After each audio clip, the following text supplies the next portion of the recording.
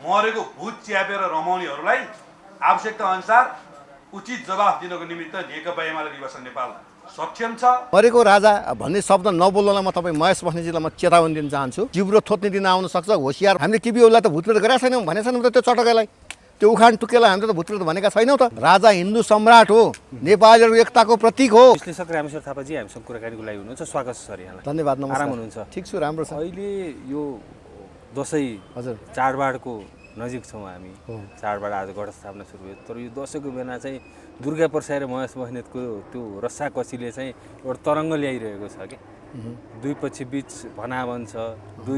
दुर्गा प्रसाई पत्रकार सम्मेलन गर्दा सुरक्षा घेरा राखेर गर्छन्, महेश बस्नेत पनि पत्रकार सम्मेलन गर्दा सुरक्षा घेरा राखेर चाहिँ गर्छन्। एक अर्काप्रति चाहिँ डर देखिएको छ नि, कतै आक्रमण पो गर्ने होइन, त्यो बिचमा पनि अराजक उत्तेजक किसिमका अभिव्यक्ति दुवै पक्षबाट आइरहेका छन्। महेश बस्नेतले त हिजो एउटा पत्रकार सम्मेलनमा मरेको राजा बोक्ने राजावादीहरू खुब हाँसेका छन् युवा सङ्घप्रति दुर्गा प्रसाईले आक्रमण गर्दा भनेर भने नि। के छ यहाँले यो घटनालाई कसरी हेर्नु भएको छ? यो दुईजनाको रस्साकसी कहाँ गएर टुङ्गिएला, के छ? धन्यवाद दिन चाहन्छु सन्दीपजी तपाईँलाई। म अहिले असुरको राज्य चलेको छ, त्यसै हुनाले नवदुर्गा भवानीको उदय हुँदैछ। नवदुर्गा भवानीले पछि अष्टमी र नवमीको दिनमा मार हानेर काटेर दशमीको दिनमा टीकाको पूजा गरेर देवत्वकरण हुँदैछ देश।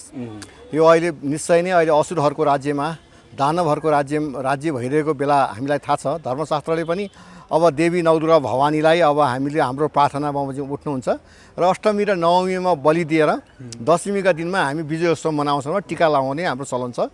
म दसैँको शुभकामना भन्न चाहन्छु देशवासीलाई। जहाँसम्म महेश बस्नेत र दुर्गा प्रसाईजीको जुन वाक युद्ध छ, उहाँको वाक युद्ध होइन भौतिक युद्धमै परिणत हुन थालिसक्यो। ठिक छ, ती भौतिक त दुर्गा प्रसाई घर घेर्न गए, मैले भने त तपाईँलाई दुर्गा प्रसाई पनि सयौं युवाहरू बोकेर घरमा बसेका छन्। हो, अब तपाईँको कहाँ राम राज्य रहेर, कहाँ देशमा सुशासन रह्यो, कहाँ यो शान्ति रहेर, यो असुरहरूको मैले राज्यमा यो अर्को दैत्यहरूको लडाइँ हुने कुरा देखिएको छ। स्वभावैले म महेशजीलाई अथवा दुर्गा प्रसाईलाई मेरो व्यक्तिगतमा मलाई उहाँप्रति कुनै समर्थन आलोचना छैन। यद्यपि मेरो एजेन्डा बोकेर हिँड्नु भएको त दुर्गा प्रसाईले व्यक्तिगत रूपमा कुन एजेन्डा बोक्छन् भन्ने विषयमा मलाई चासोको विषय होइन। यो राष्ट्रिय प्रजातन्त्र पार्टीको नीति एजेन्डा सिद्धान्त हो नेपालको राज संस्था पुनर्स्थापन गर्ने विषयमा। जहाँसम्म मैले एउटा न्युज सुने महेशजीले मरेको राजा च्यापेर हिँड्ने भनेर दुर्गा प्रसाईलाई भनेको प्रति महेशजीको भनाइप्रति मेरो गम्भीर आपत्ति छ।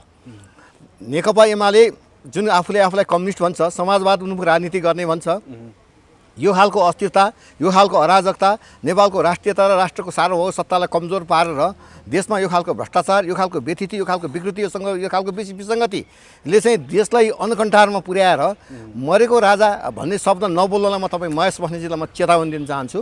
राजा मरेको छैन, राजा हिजो पनि थियो, आज पनि छ र भोलि नेपालमा राज संस्था पुनर्स्थापन गराएर छोड्छौँ हुन्छ। जबसम्म नेपालमा राज संस्था पुनर्स्थापन हुँदैन, यो व्यवस्था रहेसम्म देशले सुशासन पाउँदैन, यो देशमा अस्तव्यस्तता नै रहन्छ। यो व्यवस्थाको अन्त्य गर्नको लागि हामी पनि लडिरहेको छौँ एउटा पार्टीबाट। तर राजालाई छोडेर नबोल्न तपाईँको मिडियाको मार्फतबाट म चेतावनी दिन चाहन्छु। राजावादीहरू सलबल आए, दुर्गा प्रसाई, ज्ञानेन्द्र साईहरू यी एक ठाउँमा आउन खोजिरहेका छन्, आन्दोलन गर्न खोजिरहेका छन्, त्यसो हुन दिन्न, सबलाई ठेगान लाइन्छ भनेर महेश बस्नेतले बोलेका छन्। यसो हो नि, जनताले शान्ति चाहन्छ, अशान्ति चाहँदैन। जनताले पाप बाटो सोध्न चाहँदैन, धर्मको बाटो रोज्छ। स्वभावैले यो अन्याय, अत्याचार, भ्रष्टाचार, विकृति, विसङ्गति, व्यथितिका विरुद्धमा जनताले स्वाभाविक रूपले शान्ति र सुशासन चाहन्छ। त्यो शान्ति र सुशासनको लागि राम्रो बाटो भनेको के हो त भन्दा नेपालको राज संस्थाको पुनर्स्थापन र सनातन हिन्दू राष्ट्र नेपालको स्थापना, संहिताको खारेजी नै हो र भ्रष्टाचारको अन्त्य नै हो। यो चाहिँ सम्भव छ अहिले। यो सम्भव नभए देश जान्छ, भएन भने असुरहरूको राज्य हुन्छ, दैत्यहरूको राज हुन्छ, देश जान्छ। तर देश जोगाउने हो भने देशको रक्षाको लागि, देशको सार्वभौमिक सत्ताको रक्षाको लागि बोल्ने हो भने नेपालमा राज संस्थाको पुनर्स्थापनको विकल्प छैन। तर राजा ल्याउने महेश बस्नेतले भने विगतमा अरू नेताहरूले पनि त भूतप्रेत बोकेर हिँडिरहेका छन्, आत्मा बोकेर हिँडिरहेका छन् भन्ने अभिव्यक्ति आउँथ्यो। विदेशीका मतियार, विदेशीका भरौटीहरूले बोल्ने शब्द नै त्यही हो। जसले राष्ट्रियता बुझ्दैन, जसले राष्ट्रको अखण्डता चाहँदैन, जसले राष्ट्रको स्वधर्म सर्वधर्म एउटा प्राचीनतम धर्म संस्कृति चाहँदैन, जसले राष्ट्रको एकता चाहँदैन, जसले देशमा राष्ट्रलाई अराजकता बनाएर राष्ट्रलाई विदेशमा बन्धक बनाउन चाहन्छ र यही धमिलो पानीमा माछा मार्न चाहन्छ र विदेशीको मतियारबाट विदेशीको खेताला बनेर बोल्न चाहन्छ, त्यसले सधैँभरि राजालाई भूतप्रेत भन्छ, राजालाई पिचास भन्छ, धर्म चाहिँदैन भन्छ, यही संघीयतालाई कायम गरौँ भन्छ। अब रोज्ने नेपाली जनताको कुरा हो। राजालाई मरेको राजा भन्ने, राजा हिन्दू सम्राट हो, राजा हिन्दू सम्राट हो, नेपालीहरूको एकताको प्रतीक हो। यो देशको एउटा चाहिँ नि यो चाहिँ नि पृथ्वीनारायण शाहका वंशज राष्ट्र निर्माताका पलाती खलाती हो। यो राष्ट्रको हुनेवाला राजा हो। राजालाई भूतप्रेत किन भन्नु पर्यो? हामीले केपी ओलीलाई भूतप्रेत भनेका छौँ थोरै? हामीले केपी ओलीलाई त भूतप्रेत गरेका छैनौँ, भनेका छैनौँ त त्यो चटकैलाई, त्यो उखान टुक्केलाई हामीले त भूतप्रेत भनेका छैनौँ त। हामीले त उहाँलाई एउटा पार्टीको नेतै हो, चाहे आफ्नो ठाउँमा राम्रो होला आफ्नो ठाउँमा नराम्रो होला, हामीले त केही भनेका छैनौँ। तर नेपालको एउटा राष्ट्रनायक, राष्ट्र निर्माता, विश्वको हिन्दूहरूको सम्राट, हिन्दू राष्ट्राध्यक्ष, नेपालका राजा श्री 5 महाराज ज्ञानविक्रम शाहदेव सरकारलाई जसले भूतप्रेत भन्छ, जसले मरेको राजा भन्छ, जिब्रो थोत्ने दिन आउन सक्छ, होसियार भन्न चाहन्छु। तपाईँहरूको भक्तपुरको नेता मलाई थाहा छैन कहाँको नेता हो। तपाईँको देशमा प्रिय नेता होइन भक्तपुर? लाग्दैन मलाई। हेर्नुहोस्, मैले भने नि मान्छे दुई प्रकारले मान्छे चर्चामा आउँछ। एउटा फेमस भएर आउँछ, एउटा पपुलर भएर आउँछ। एउटा चर्चामा आउनको लागि त बिन लादेन पनि चर्चामा आएको थियो। बिन लादेन पनि चर्चामा आएको थियो, देख्नु पनि। तपाईँको हेर्नु, चर्चामा आउनु ठुलो कुरो होइन, लोकप्रियतामा आउनुपर्छ। जनताको मन मस्तिष्क र मुटुमा चाहिँ बसेर आउनुपर्छ। देशको माटो धर्म संस्कृतिको विषयमा बोल्नुपर्छ। जनतालाई दुखेको ठाउँमा मलम लगाउनुपर्छ।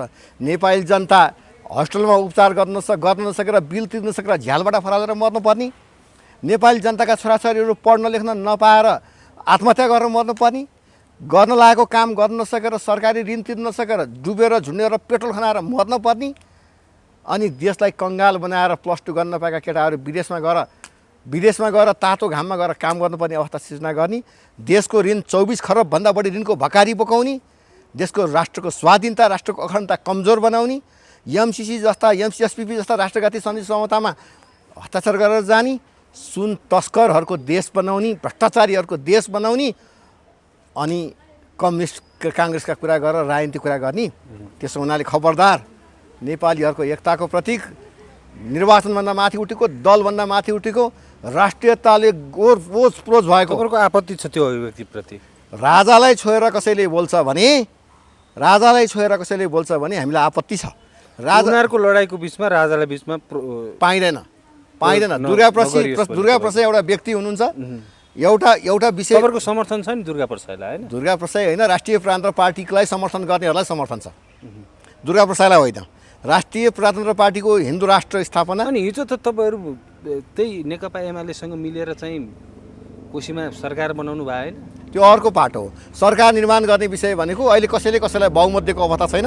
पटक चाहिँ नि विश्वासको मत लिने, चुनावमा तालमेल गर्नुभएको होइन। तपाईँको नेपाली जनताले त्यहाँको भूगोलले त्यो खालको तपाईँहरूसँग नैतिकता छ भने आवश्यकता ठाने होला, गरे होला। नैतिकता तपाईँहरूलाई दिन्छ। तपाईँले जिब्रो थुत्ने भन्नुभयो नि, तपाईँहरूसँग त्यो नैतिकता बाँकी रह्यो? तपाईँ छातीमा हात राखेर भन्नुहोस् त। जनताका माझमा जनताको चाहनामा तालमेल गरेर 3वटा क्षेत्र राप्रपा लिएर बाँकी क्षेत्र एमालेलाई सहयोग गरेको होइन? केपी ओलीलाई उनलाई चुनाव जित्नको लागि राष्ट्रिय प्रजातन्त्र पार्टीको मत हुँदै नभइकन सुखै भएन। एउटै क्षेत्रमा उतै पूर्वतिर बस्नुहुन्छ हाम्रो पार्टीको अध्यक्ष पनि, केपी ओली पनि। अब केपी ओलीलाई चुनाव जित्ने सपना बोक्नुभयो, हाम्रो पार्टीको अध्यक्षलाई पनि केही सजिलो हुने देख्यो, उहाँले तालमेल गर्नुभयो केही सिटमा। तर एमालेको नेता विरुद्ध बोल्ने तपाईँहरूसँग त्यो नैतिकता बाँकी छ? एमालेको नेता विरुद्ध होइन, एमालेको अकर्म नेताका विरुद्धमा हो। राजालाई मरेको राजा भन्ने कहाँ मरेको छ? राजा हुन्छ। राजा सधैँ सबैको साझा हुन्छ। राजा राष्ट्रनायक हुन्छ। राजा मरेको भने राजा वीरेन्द्र सरकार चाहिँ मरेको हो क्या? त्यो पनि मारेका हुन्। स्वर्गीय हुनुभयो, उहाँको हत्याकाण्ड भयो त्यो त। स्वर्गीय हुनुभयो त्यो भयो। अनि राजा श्री 5 महाराज ज्ञानविक्रम शाहदेव सरकार अहिले सक्रिय हुनुभएको छ। नेपाली जनताले उहाँलाई सपोर्ट गर्छ र देशमा व्यवस्था परिवर्तन हुन्छ, नेपालमा राष्ट्र संस्था पुनर्स्थापन गर्न सक्छ। त्यो सपनामा हुनुहुन्छ तपाईँहरू? दिवा सपना देखिरहनु भएको छ। व्यवस्था परिवर्तन कसरी हुन्छ? पहिलो दल नेकपा एमाले, दोस्रो दल नेपाली काङ्ग्रेस, पहिलो दल, तेस्रो दल माओवादी केन्द्र, चौथो दल राष्ट्रिय स्वतन्त्र पार्टी, यी 4वटा ठुला पार्टीहरूले चाहिँ यो व्यवस्था ठिक छ, अवस्था मात्रै परिवर्तन गर्ने भनिरहेका छन्। अनि तपाईँहरू 5औँ ठुलो दलले चाहिँ, 5औँ पुछारमा रहेको दलले चाहिँ यो व्यवस्था परिवर्तन गर्ने भन्न सुहाउँछ? विदेशीका पैसामा विदेशीले लाएरका काम गर्ने गरी खेतालाको रूपमा काम गर्ने दलहरूले नेपाललाई यो खालको अवस्था बनाए। अराजकता, भ्रष्टाचार, हिंसा र न्याय हराएको देश र यो तस्करहरूको देश बनाए। अब यो देश नेपालीहरूको एकताको प्रतीक र राष्ट्रियताको प्रतीक बनाउनको लागि, सार्वभौम राष्ट्र निर्माणको लागि अब नेपाली जनताले अब आन्दोलन गर्छ। तिहार पछाडि आँधीबेहरीको आन्दोलन गर्छ। अब गर कि मरको आन्दोलन गर्छ र कुनै हालतमा पनि व्यवस्था परिवर्तन गर्न सकेन भने तपाईँको मिडिया मार्फत मलाई हेर्नुभएका र सुन्नुभएका तमाम दाजुभाइ दिदीबहिनीहरूलाई म भन्न चाहन्छु देश रहँदैन। देशले काङ्ग्रेस एमाले माओवादीले नचाहेसम्म तपाईँहरू आन्दोलन अगाडि बढ्न सक्छ? को हो तपाईँको काङ्ग्रेस एमाले माओवादी पनि राजनीतिक दल हो भने अब राष्ट्रिय स्वतन्त्र पार्टी पनि आएको छ अहिले नयाँ दल। होला टेको लगाउन आएको होला, कान्छो भाइ भएर आएको होला, मैले सुनेको छु देखेको छु।